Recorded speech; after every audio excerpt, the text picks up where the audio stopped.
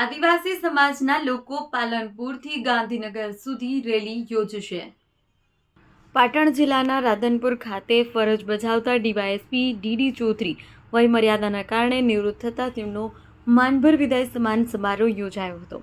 રાધનપુર સુરભી ગૌશાળા ખાતે સુરભી ગૌશાળાના ગૌભક્તો દ્વારા તેમનો વિદાય સન્માન સમારોહ યોજવામાં આવ્યો।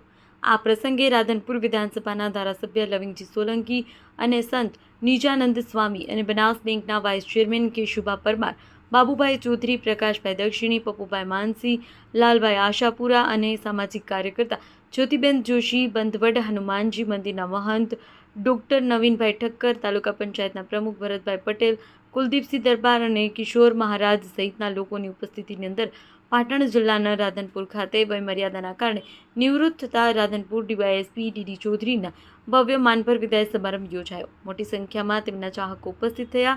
તેમણે કરેલી રાધનપુર વિસ્તારની અંદર પોલીસ બેડામાં કામગીરીને લઈ લોકોમાં ખુશી જોવા મળી હતી। ભરત સતવારા, રિપોર્ટર, પાટણ।